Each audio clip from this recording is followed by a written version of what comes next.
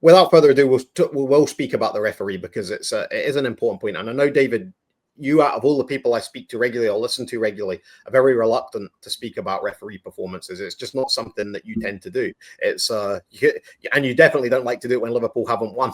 I noticed that it's one of those things that you prefer to do when Liverpool have won and there's no sour grapes, and you can speak about it completely subjectively. The thing with this performance, and I know that people will be jumping up and down about it and they're every right to do so, because in my opinion, Michael Oliver was abysmal. He totally lapped up everything the crowd threw at him. And the fact that Everton, I think in the stats, Everton had 20 free kicks to Liverpool's 9, whilst Liverpool had 67 or 70% ball possession. You know what I mean? It's insane. You know what I mean? It was such a bad performance. I watched one of these clips. Normally people put clips together on social media for players' performances and the things that players did good or bad during matches. And notice there's one going around of Michael Oliver's moments for last night. I've never seen that done for a referee before. But the fact that he managed to get about 8 minutes worth of clips just tells you how bad that refereeing performance was. And I know people will say corruption. I know people will say he needs investigated. That's all. Dave Davis has already done a video this morning saying that. But I don't think there's any element of corruption, but in terms of poor refereeing, and I think Michael Oliver used to be decent. He used to be one of the better referees, and I think he got this faux pas line that he is the best referee. And if he's the best, we've got big problems with refereeing, because that lad was absolutely abysmal last night. There is no getting around it. That was a shockingly bad refereeing performance, as bad as I've seen. And I think he knew he was bad. I genuinely do, and I think that was what triggered the red card to Arne Slot at the end, because you've seen it before where Pep has gone up after the game with Man City at Liverpool, aggressively shaking Oliver's hands, speaking, and Klopp body language was nothing like that. He may have said something. Obviously, we don't know what was said. That's one thing for sure. We don't know what was said, but I don't think I've seen, and I don't normally go into hyperbole with these sort of things, I don't think I've seen a worse refereeing performance in a Liverpool game than that one from Michael Oliver last night. It was absolutely dreadful. And surely your colleagues in the press box, no matter what their persuasion, whether they were neutral, whether they were Liverpool, Everton, let's not kid ourselves, no one apart from Liverpool fans wanted Liverpool to win that game last night. It was very much the neutrals wanted Everton to win because it was the final derby, and I'm pretty sure every Everton fan obviously wanted them to win as well. But what were your thoughts on that refereeing performance by Michael Oliver? Yeah, I am, as you say, I'm kind of reluctant to speak about refs if I can possibly avoid it. But I just don't think there's any getting away from the fact he was very, very poor yesterday. His management of the game was shocking. You could see it from the very first minute. I thought we're in this situation again. Exactly what happened in last season's game is that every time a Liverpool player went near an Everton player, foul. And yet Everton were able to completely bully Liverpool. There were shoulders in everywhere. There was kind of pushes, and that was like, oh, well, this is just part of the game. That's absolutely fine. And that foul count, 20-9, is just inexplicable within the context of the game that we all saw, which was Everton being extremely physical and Liverpool just trying to match it if they could. You know, the fact that the foul count looked like that, it's just very hard to explain, really. And ultimately, it all comes down to, I think, the influence of the crowd on the referee, and he wasn't able to kind of rise above that and push that to the back of his mind. I would say on kind of, obviously, there's that moment, isn't there, where Salah gets dragged back and maybe there's a second yellow there. I'm not too thingy on that one, because I think Liverpool continued the attack after that one. There's also one where Bradley maybe catches Decore a little bit and was in a similar situation where Oliver could have maybe handed out a second yellow there. So I don't want to kind of focus too much on those decisions, but I think it was general management of the game. Every Everton dive was being bought thanks to the crowd getting up, and Liverpool weren't kind of afforded the same decision making, really. It was it just felt like kind of two-tier in the decision making because of the influence the crowd was having on things. Obviously, that shows you how important fans can be in these situations, but you want your refs to be stronger and to rise above it. And I agree. I thought for a long time that Michael Oliver is the best referee in the league, but I'm starting to see more and more mistakes kind of creeping in for him and kind of worrying that maybe he's not the referee he was previously. And one thing I do want to push back on amongst this is that, I've seen a lot of corruption shouts, and I saw even Arsenal fans saying it. Look, we told you he was corrupt, but then, so who's he corrupt for then? I thought he was corrupt against Arsenal because he wanted Liverpool to win the league. If he's corrupt against them both, then that just makes absolutely no sense to me. Because I tell you what, if he wants Man City to win the league, then he's in serious trouble because that is not going to happen. So, or Newcastle, which everyone knows is a team that he supports, is like maybe he was trying to get a few suspensions in for the League Cup final. Maybe that was it. But it's very.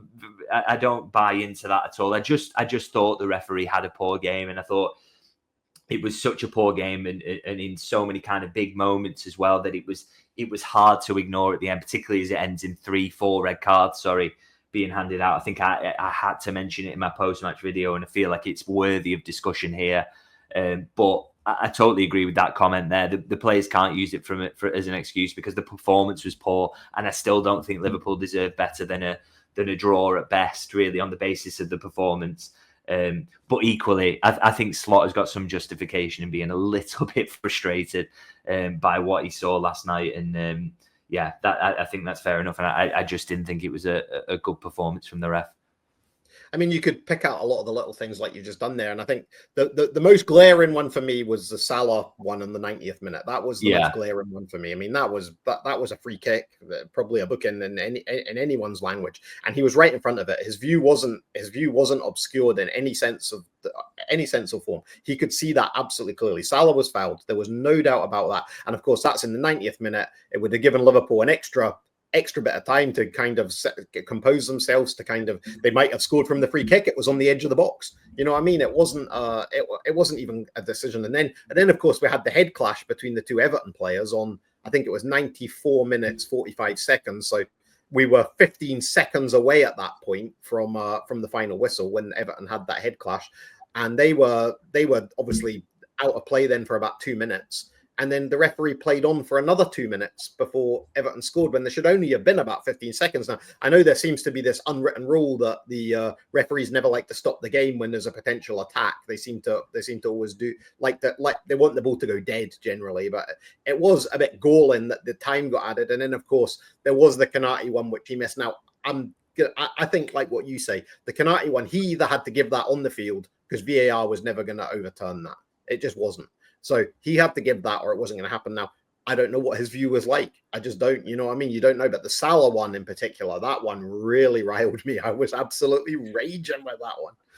Yeah, the Salah one was just blatant, wasn't it? And as you say, it's in a good part of the pitch. Liverpool could have just kept the ball up there and passed it around. They didn't necessarily have to have a shot.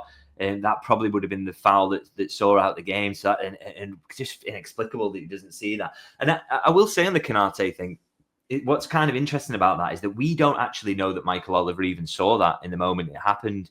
He might have been looking at another area. And so therefore we're thinking, oh, well, it's got to be a high bar to overturn.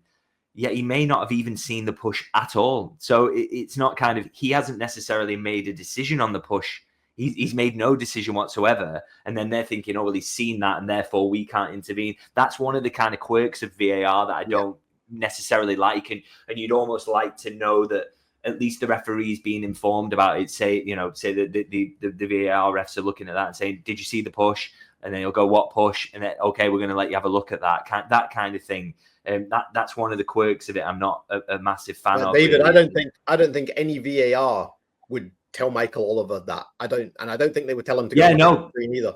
They just back him. He seems to have a level of protection from VAR that other referees don't. Maybe Anthony Taylor as well. Maybe the two most senior referees in the league. They seem to have this extra layer of protection that because they're PGMOL people in these VAR studios, and they've either got relationships with these guys or they work with these guys on a match the next week or whenever. They seem to have a level of protection from. I would love it if there could be the transparency for them to say, there may have been an issue. There may have been a free kick there. Could you go and have a look at the screen? And without this expectation that as soon as he goes to the screen, it's going to go one way or another in a very binary way. It would be far better if they could go subjective. I've seen that now. And that's probably where they would have to broadcast the audio to the stadium, in fairness, to make it transparent. But it would be a case of, I've seen that now. I don't think there was enough.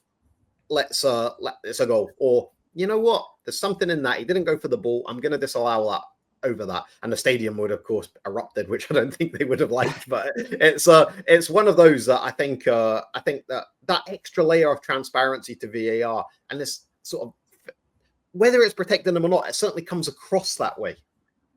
Yeah, it's a hard one as well, because I don't know whether we want to find ourselves in a situation where it's kind of like, oh, well, they're checking that goal at the end for offside, aren't they? And it's like, also we want to bring you over to the monitor to have a look at this potential push here, and then it's like, are we, because you didn't see it at all, are we dragging ourselves into a situation there where we're completely re-refereeing the game and we're trying to find little excuses to disallow goals?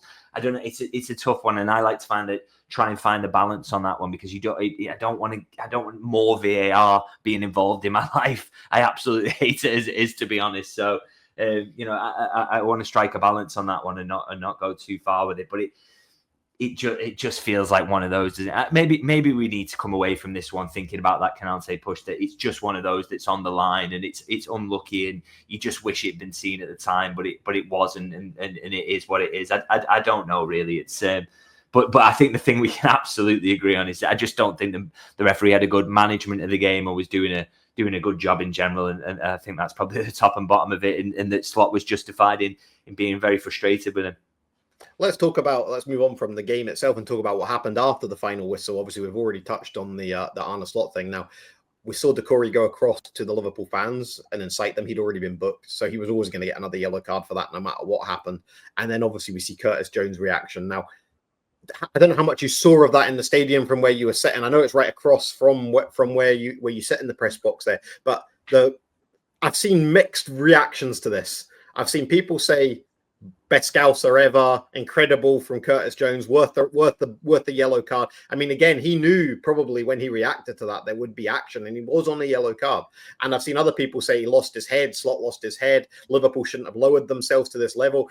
Now Slot and his assistant have to sit in the stands against Wolves. I think it's just one game. I've seen that. I did see a comment from John earlier asking how long it would just be a one-game ban unless there was anything absolutely incredible said to Michael Oliver. That means the FA have to do more from the referee's report, but I think it's just a one-game ban. And then we see Curtis Jones obviously react on his yellow card and see a red for what he did. And obviously I say the reaction from some is that it's ridiculous. He's now leaving us short in midfield for the next game. I think it'll just be a one-game ban for him as well, because it was 2 yellows rather than a straight red. And obviously that's weakening our hand in a really essential run-in, in a period where we're really stepping into the run-in in this title race now. Where do you stand on what Curtis Jones did and what Arne Slot did? Yeah, on Curtis, I think I've got a little bit of sympathy for it. You kind of want to see a little bit of this sometimes, let's be honest. As much as it's kind of, he's lost his head a little bit and he's getting involved in something he doesn't need to, he's essentially sticking up for the away fans there. They're getting... they're getting a bit of it, aren't they, from Decore? And I just think it's nice to see a local lad kind of, he felt the pain of that as well, and he wanted to go over and kind of defend their honour a little bit. I really honestly don't kind of mind that at all, really. I think it shows great passion, and I did enjoy that after a frustrating end to the game for Liverpool, that they were showing a little bit of fight in that situation. So it is annoying that he's getting a one-game ban, but obviously that will only be for the Wolves game as well. I'm pretty sure Liverpool can hopefully get through that one without missing him too much. And he's sticking up for the fans. I don't mind that at all. And with Slot, it's a really interesting one. I don't quite know what the red card seemingly was for. I just watched a few replays. There's no kind of violence in the handshake, is there? It's just kind of, and he must have said something. He has to. Yeah, it must be on what he said rather than what he did.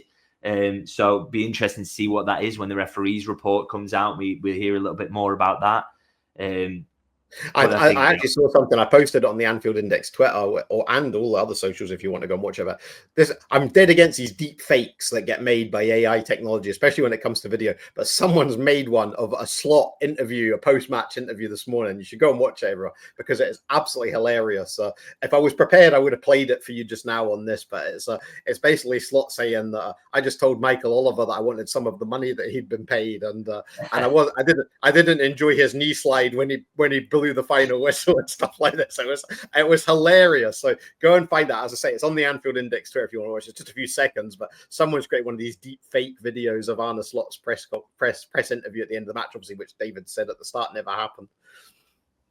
Yeah, so I can't. It'll be interesting to know what he said and whether that will lead to anything more off the back of it. But But I can't see any suggestion about it, because he's served a ban already, hasn't he, for an accumulation of yellow cards, and now he's got a second ban for a straight red. But I can't see anything from what I've checked that suggests that he'll get an extended ban because it's his second. He would only get an extended if it was some form of violent conduct or something like that. So I think he will just be the 1 game ban, and he'll probably think in the end it was worth it for having a go at the refs after the performance in general. And I'm pretty sure you'd like to think Liverpool can get through a home game against Wolves with Johnny Heitinger on the side, which of course it will be, because Sipka Hulshoff also got a red card for something in the tunnel as well. So they were obviously very frustrated, and they let that get the better of them. But he's only human, and I find it interesting actually that Slot was kind of, comes in and everyone's like, oh, maybe he'll be different with referees, and he's had kind of 8-9 months of PGMOL referees, and his head has absolutely exploded because he's had enough of it. So I find that pretty funny. But I think just a 1 game ban for him.